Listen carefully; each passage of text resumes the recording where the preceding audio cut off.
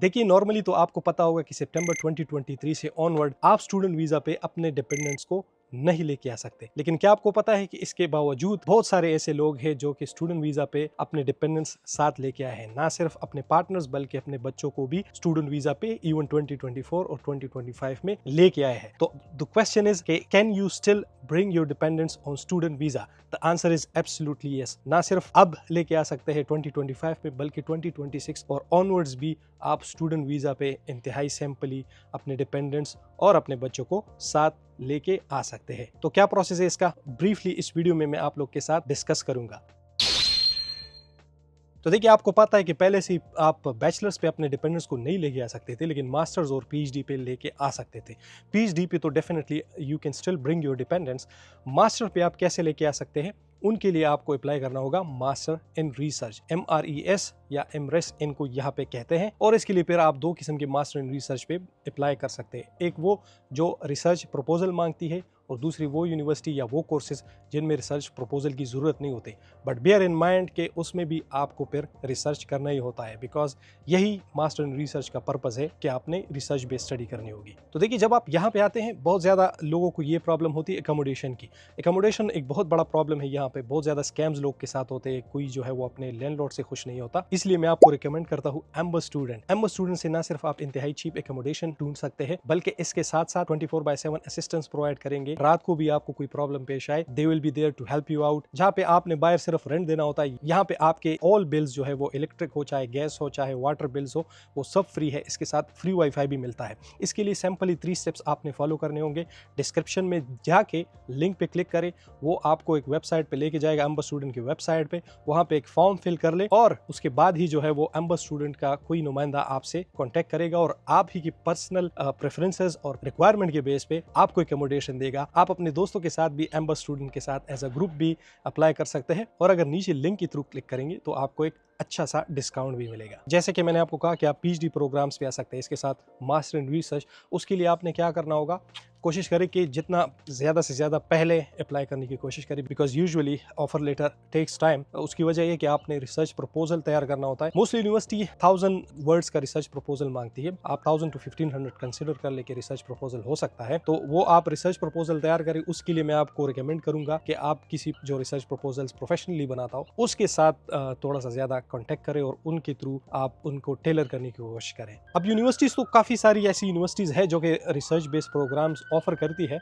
इनमें से कुछ यूनिवर्सिटीज़ मुझे पता है जो ऑफर करती है। इसमें है UCLan, Wolverhampton university, Hertfordshire university, Bolton university, Gloucestershire university और इस तरह की काफ़ी यूनिवर्सिटीज़ है जो कि master in research based programmes offer करती है। लेकिन याद रख ले, जब आप इस तरह के मास्टर्स में अप्लाई करते हैं, आप उनकी वेबसाइट पे खुद भी जरा एक बार विजिट कर ले, उधर देख ले। उनके कोर्स सेक्शन में होगा कि what you will study here. तो उसमें आप कोशिश करें कि उन यूनिवर्सिटीज में अप्लाई करें जिस जो कंटेंट है आपके कोर्स का, मॉड्यूल्स में रिसर्च कंटेंट जो है वो 60% से ऊपर होना चाहिए। इससे कम होगा तो शायद फिर आपको डिपेंडेंस अलाउड नहीं होगी। And it is very simple, research based है तो मेजॉरिटी ऑफ द यूनिवर्सिटीज और मेजॉरिटी ऑफ द कोर्सेज जो है दे प्रोवाइड 60% और अबव रिसर्च कंटेंट। इसके अलावा ट्राई टू अप्लाई इन 3 और 4 universities at the same time, क्योंकि नॉर्मली क्या होता है कि बहुत ज़्यादा यूनिवर्सिटीज़ में इन कोर्सेज में चूँकि बहुत ज़्यादा एप्लीकेशंस आती है और इसमें ये होता है कि अक्सर जब आपके रिसर्च प्रपोजल की बारी आती है तो शायद टाइम ज़्यादा लग जाए या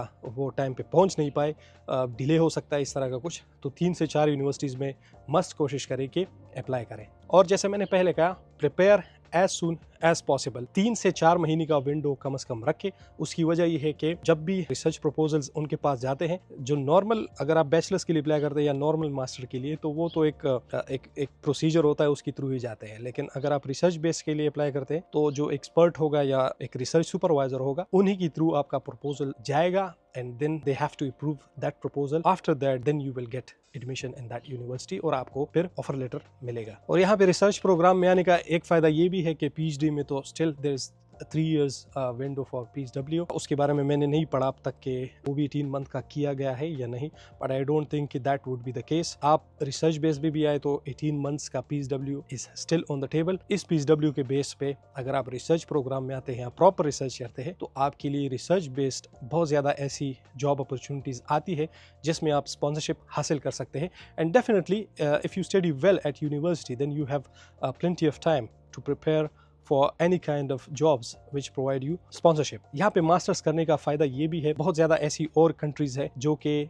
यहाँ की डिग्री को वैल्यू देती है, और इस डिग्री के बेस पे मैंने पर्सनली ऐसे लोग देखे हैं जिन्होंने नीदरलैंड्स में अप्लाई किया है, उनका हो गया है। उनकी तो I think per capita income तो यूके से भी बड़ी है, और मैंने बहुत सुना है कि वहाँ पे लोग अच्छा खासा पैसे कमा रहे हैं। तो नीदरलैंड में भी आई थिंक 1 या 2 साल का रिसर्च वीज़ा भी आपको मिल सकता है यूके की डिग्री के बेस पे। और अगर कोई कहीं नहीं गया तो पोर्टुगल एंड स्पेन में तो 100% आपकी इमिग्रेशन गारंटी है, क्योंकि वहाँ पे 2 किस्म के इमिग्रेशन है, वो आप कर सकते हैं। इंतहाई सिंपल, आपको कोई इस तरह का कोई एक्स्ट्रा चीज़ें नहीं करने की ज़रूरत नहीं होगी। उस पर मैं आप डिटेल से वीडियो बनाऊंगा। If you are interested comment down, तो फिर मैं उसके बाद उसी पे वीडियो बनाऊंगा। कोशिश करूंगा कि कुछ दिनों में, आने वाले दिनों में इस पे मैं वीडियो बनाऊं कि कैसे आप यूके से बहुत ही इजीली स्पेन और पोर्टुगल इमिग्रेट हो सकते हैं।